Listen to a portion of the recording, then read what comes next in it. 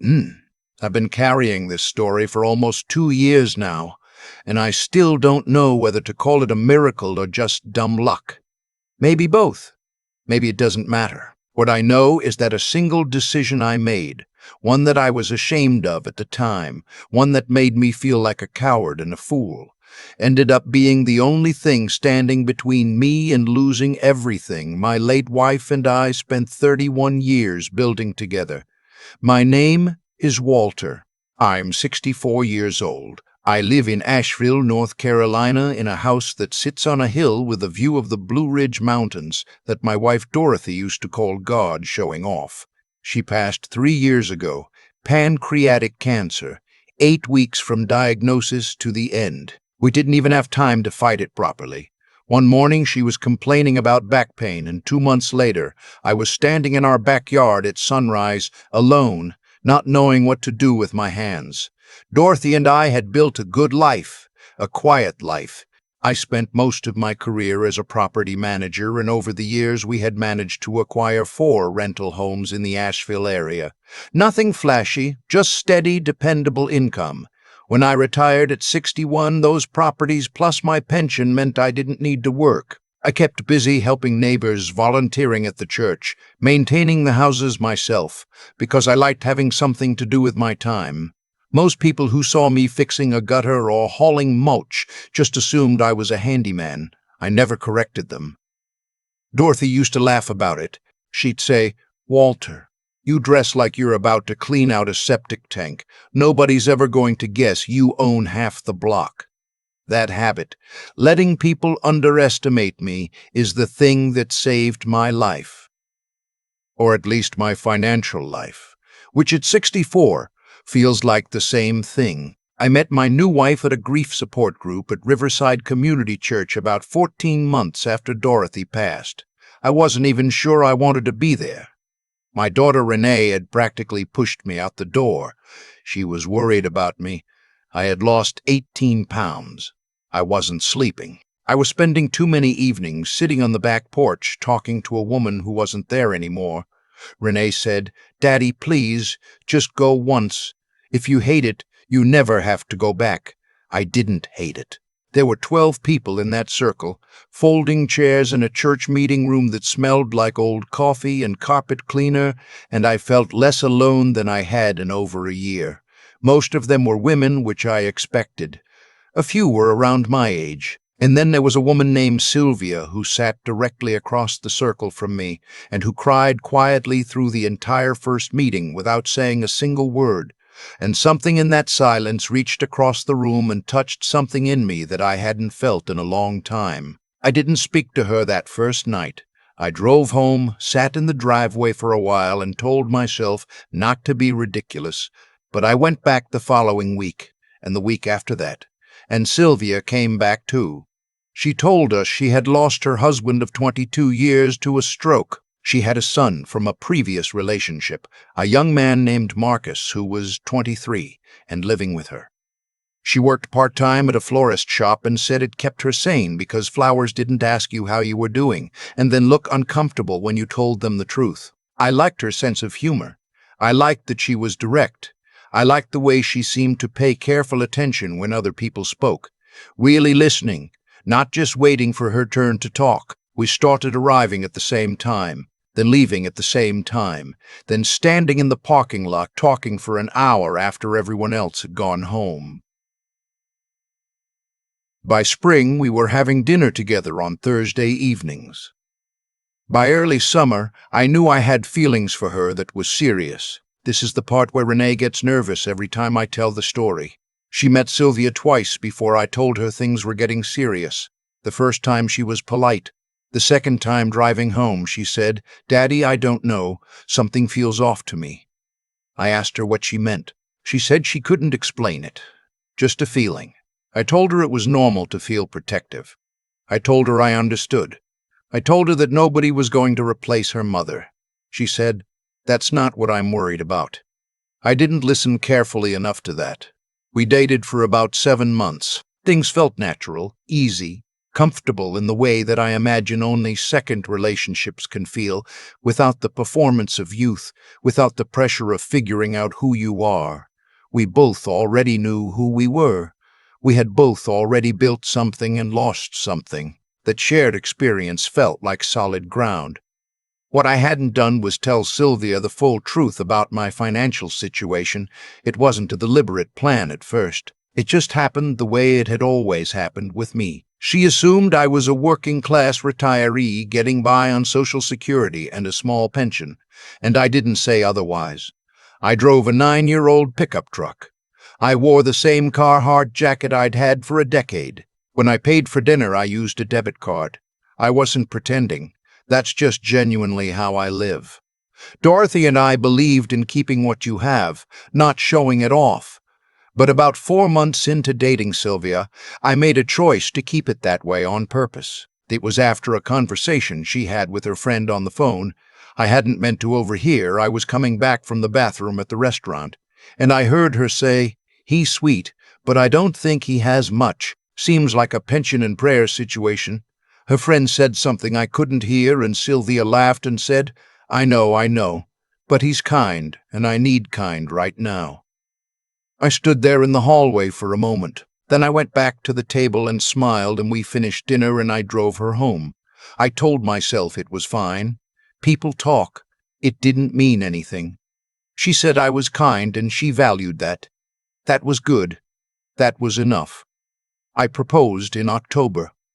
She said yes.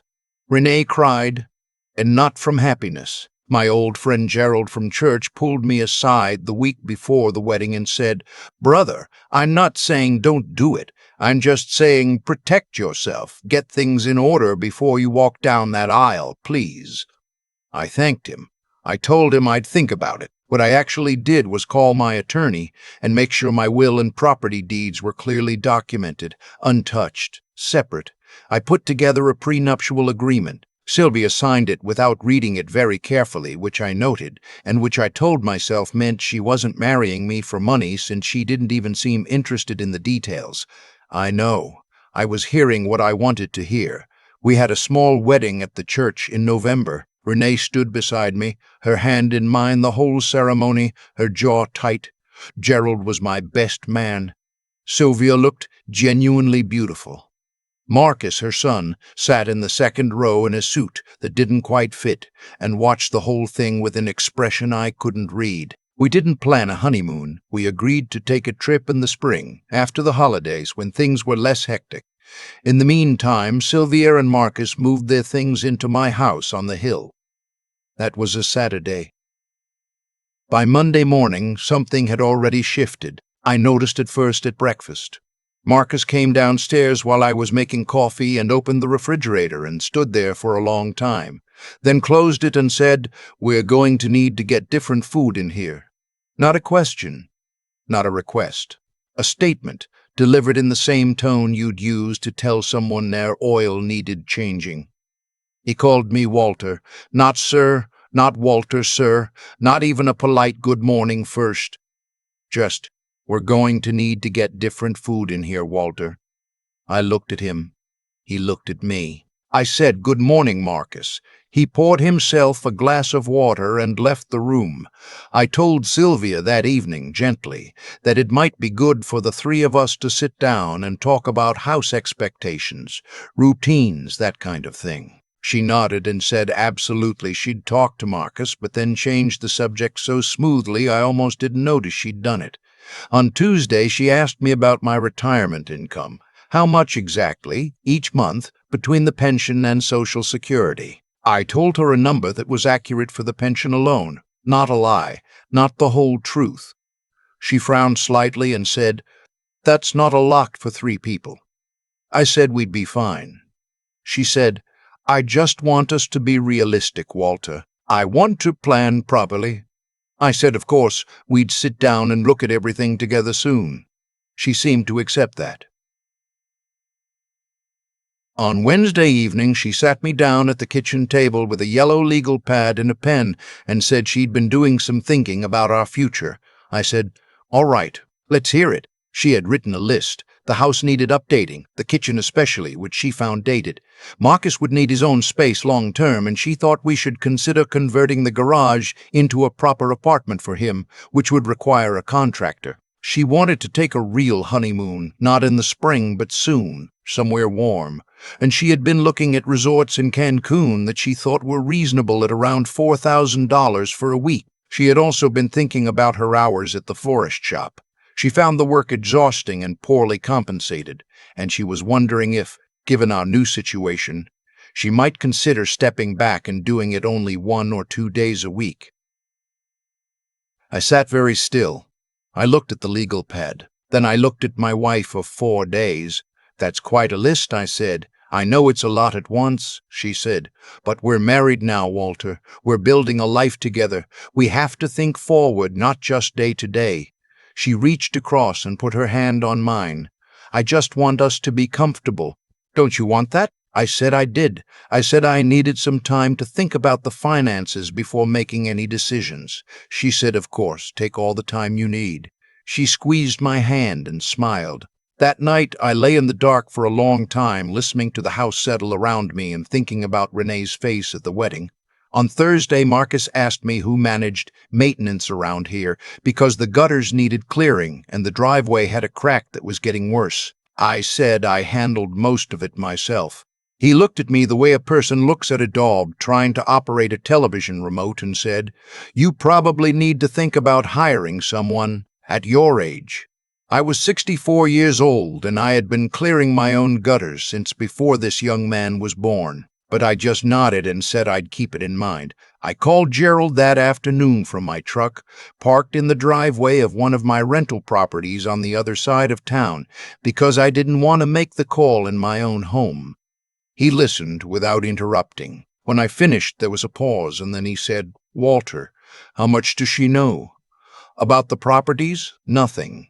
About the real income?" "I gave her the pension number, that's all." Another pause. "Do you want my honest opinion? That's why I called you." He said, "Don't tell her yet. I know that sounds bad, but don't correct anything until you understand what you're actually dealing with. Watch a little longer." I told him that felt dishonest. He said, "Brother, you signed a prenup. Your assets are protected legally. What you're doing now is being cautious with someone who started making financial demands before the rice was cold. That's not dishonesty. That's wisdom." I didn't say anything. He said, "Renee called me, by the way. She's worried about you." I drove home. I walked into my kitchen, which Sylvia had already begun rearranging without asking me. The coffee mugs moved to a different cabinet. A stack of her magazines where my seed catalogs used to sit. She was on the phone in the living room, laughing at something. Marcus was in the backyard, sitting in the chair where Dorothy used to read in the afternoons, scrolling on his phone. I stood at the kitchen window and looked at him in Dorothy's chair and felt something go hard and clear inside me. The following week, Sylvia sat me down again. This time there was no legal pad, just her hands folded on the table and a careful expression that I recognized from the grief group, the one people wore when they were about to say something they had rehearsed. She said she had been thinking about the house. I said, "What about it?" She said the house was lovely, truly, but it was in my name alone, and now that we were married, she thought it was important for her to have some security, some legal footing. She said she wasn't trying to be difficult. She just wanted to feel like this was really her home too. She said she had spoken to someone, she didn't say who, about what it would mean to add her name to the deed. I looked at her for a long moment. I said, "You spoke to someone?" "Like an attorney." She said, "Just a friend who knew about these things." She said it was completely normal for married couples to have shared ownership of their home. She said she wasn't asking for anything unreasonable. I said I would need to think about it. She said, "Walter, we're married. This shouldn't be complicated." I said, "Give me a few days." I called my attorney that same afternoon. I told her everything. She reminded me that the prenuptial agreement specifically protected my property and that nothing Sylvia could do would transfer ownership without my explicit consent and a formal legal process. She also said, gently but directly, "Walter, it sounds like you need to make some decisions about this marriage, and fairly quickly." I drove to Renee's house that evening. She opened the door and took one look at my face and said, "Daddy, come in." We sat at her kitchen table for 2 hours. I told her everything. The list, Marcus in Dorothy's chair, the deed conversation, all of it. She didn't say "I told you so." She just listened.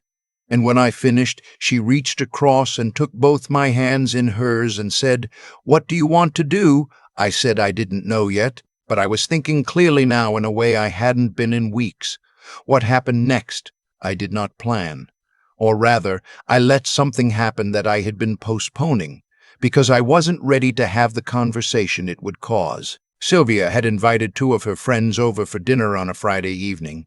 Women I had met once or twice, pleasant enough, though I noticed they spent most of their time asking questions about the house, the neighborhood, the value of property in Asheville these days. Over dinner, the conversation turned to plans. One of her friends asked what we were going to do with the other rooms. Sylvia began talking about redecorating, about Marcus's future apartment in the garage, about possibly getting a dog. Then her friend looked at me and said, "It must be nice having this big, beautiful place to share now. Sylvia told us you do property management. Do you still have other houses?" There was a brief silence. Sylvia looked at me. Her expression was very neutral. Too neutral. I said, "Yes, I have a few rental properties around town." The table went quiet in a different way. Sylvia said very carefully, "How many is a few, Walter?" I said, "4." Her friend said, "Oh, wow, so you're—" and then stopped, as if she had just understood something. Sylvia sat very still. I watched her do the math. I watched her remember the prenuptial agreement that she had signed quickly and without much attention. I watched her understand that the man she had been treating like a handyman with a modest pension was something else entirely, and that whatever she had been planning, it was already, legally and completely, out of reach. She excused herself from the table and went upstairs. Her friends left shortly after, with quick goodbyes and careful eyes. I cleaned up the dishes. I made myself a cup of coffee. I sat at the kitchen table and waited. She came back downstairs 40 minutes later. She had been crying, but her expression was not sad. It was something harder than sad. She said, "You lied to me." I said, "I never told you I was broke. You assumed. I didn't correct you." She said, "That's the same thing." I said, "Is it? Because I remember a phone call in a restaurant hallway where a pension and prayer situation was fine as long as I was kind. And I remember a legal pad with a list of renovations and resorts 4 days after our wedding. So I want to be very careful about who in this room is going to talk about honesty." She stared at me. I had never spoken to her that sharply before.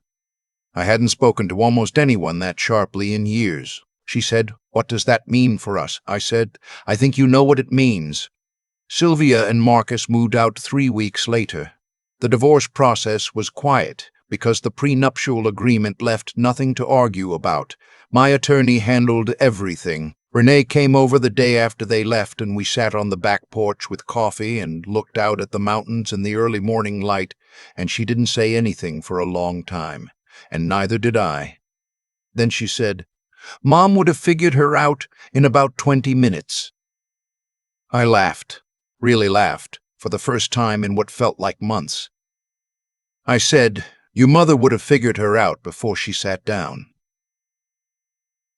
It has been almost 8 months since the divorce was finalized. I am back at the grief support group, which feels strange and full circle in a way I'm still making peace with. Gerald checks in on me every week. The rental properties are doing well. The gutters are clean. I cleared them myself last weekend at my age, just fine. I think about Dorothy most mornings. I think about what she would say about all of this. I think she would not have told me I was a fool for wanting company. She was too generous for that. But I think she would have said what Renee said, what Gerald said, what my own gut said, and I didn't listen to. Slow down. Watch longer. The right kind of person doesn't hand you a list before the flowers from the wedding have wilted. I'm not closed off. I want to say that clearly, especially to anyone out there who is sitting alone in their house at 60-something wondering if the part of the story where you get to be loved again has already passed. It hasn't. I believe that. But I also believe that the asset most worth protecting isn't the rental properties or the house on the hill with the mountain dew. It's the life you already know is real. I should have listened to my daughter. I should have listened to my friend. And I should have listened to that quiet feeling in a restaurant hallway that told me something wasn't right. I hear it clearly now. I hope you trust yours before it gets expensive. Thank you for spending this time with me. I'm Walter, and this is the Voices of Uncle Walter. If this story reached something in you, please share it with someone who might need to hear it. Leave a comment below. I read every single one. And if you've been through something like this or something close, I want to know. You're not alone, and neither am I.